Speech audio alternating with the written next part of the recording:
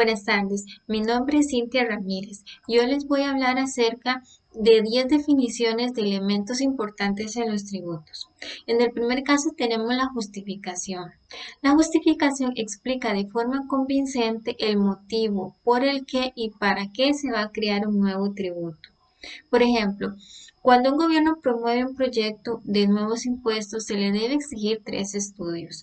Primero, un análisis del impacto del cobro impositivo en la economía nacional. Dos, un estimado del costo de cobrar el impuesto.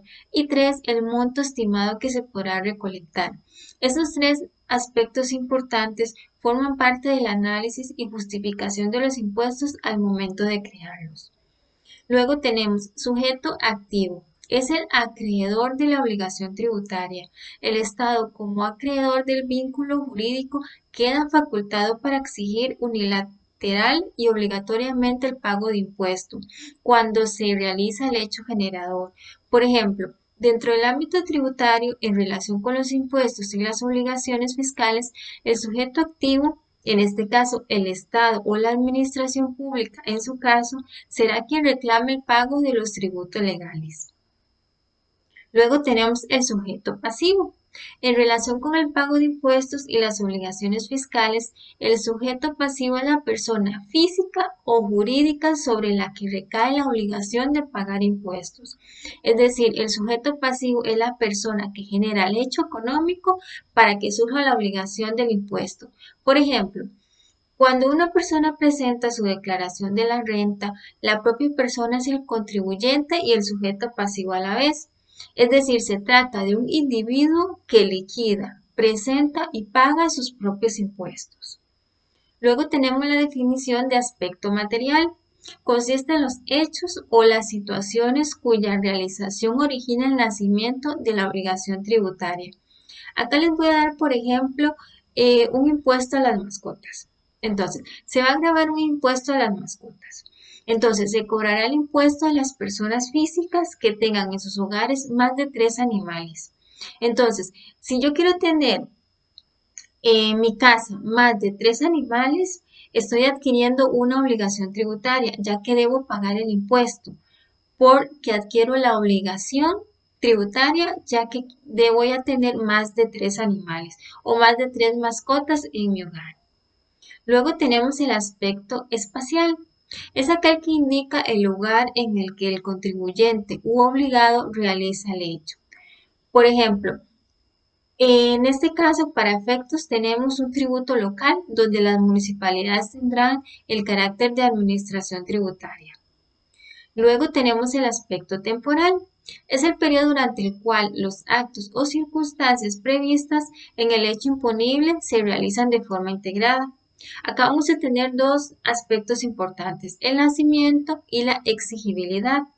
Acá voy a continuarles con el ejemplo de las mascotas. En el caso del nacimiento, la obligación nace cuando en todos los hogares se poseen más de 3 mascotas. Entonces, están obligados a registrar sus animales y pagar el tributo correspondiente. En el caso de la exigibilidad, podemos tener que en el plazo de un mes, a partir de la entrada de las mascotas en el hogar, los propietarios deben registrarlo en la oficina apropiada de cada municipalidad. Debe llenar un formulario que debe presentar para registrar a su mascota. Asimismo, como la declaración de impuestos donde le indica el monto del impuesto que deberá pagar. Sin embargo, este monto varía de la cantidad de mascotas que se registren. El periodo del impuesto, en este caso podemos poner lo que es anual y está comprendido entre el 1 de enero al 31 de diciembre de cada año.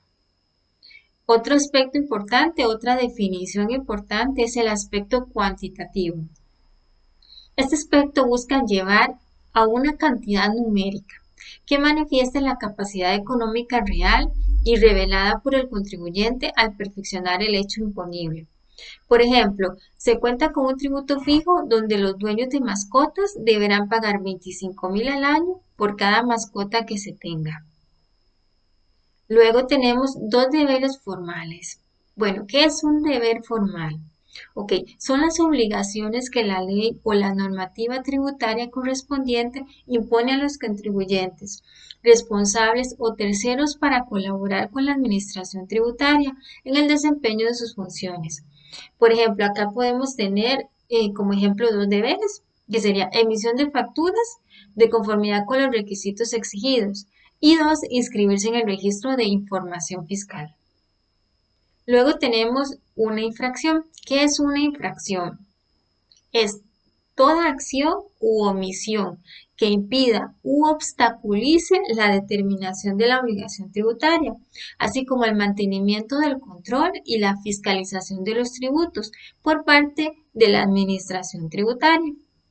Acá podemos dar, por ejemplo, en este caso de infracción, si la fecha de vencimiento para presentar la declaración jurada vence el 15, por ejemplo, el 15 de agosto, y yo no presenté dicha declaración en esa fecha, estoy incurriendo en una infracción tributaria.